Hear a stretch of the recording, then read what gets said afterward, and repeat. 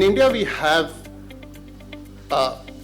emphasis on affordable housing to support financial inclusion, because there was a clear unmet demand in that segment with rapid urbanization that is happening. And that is where you see questions coming in where, despite a 4-story building being more sustainable, whether that is possible in a 37-story building or a 20-story building. That's because of the pressure on the cities that is there and the rapid urbanization that our country is going through. And in this rapid urbanization, most of the people who are coming in are actually coming in from the villages, and whose affordability is not what is to buy apartments in tall towers which have very high land cost, because there is a higher FSI, as Mr. Lal mentioned, and those towers are also designed in a way to cater to a certain higher segment of people. I would also like to take this opportunity to highlight some of the important areas that is emerging in today's market for financing, large-scale financing that is going to come into the market, and how the financing scenario is going to pan out going forward in the country, because all of you are accessing financing from banks for your projects. And for that purpose, recently in July 2022, RBI has come out with a discussion paper which says that the banks should focus on developing a portfolio of climate-friendly and sustainable investments.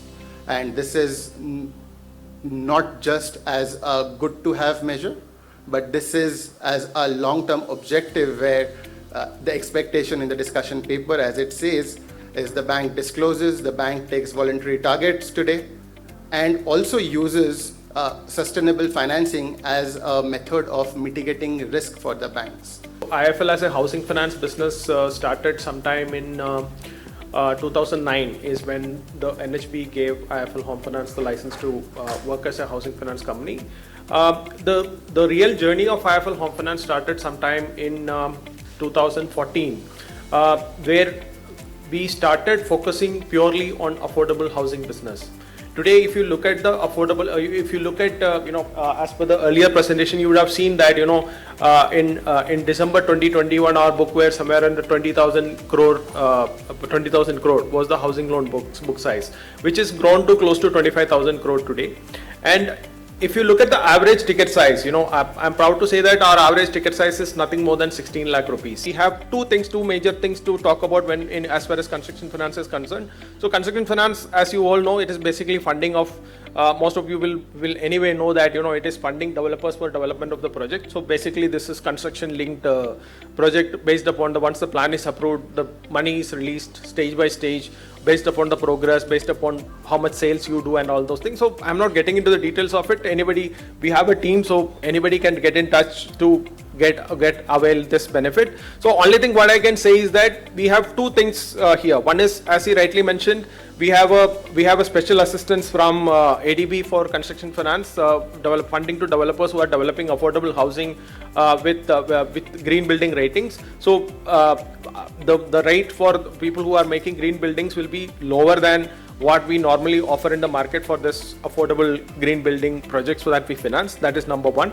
Number two, another bigger initiative is that we have something called as Green Value Partners. So what does Green Value Partners do is that the day you say that I want a construction finance loan and I will be developing this project as a green building, the day they will come into the site, they will discuss with you, and they will assess the project on day one and tell you that this is how your plan is, this is what the facilities you are going to give, these are the materials you are using in this project.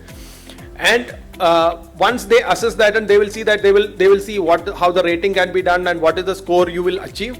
Based upon that, they will suggest these are the changes which you have to bring into the project.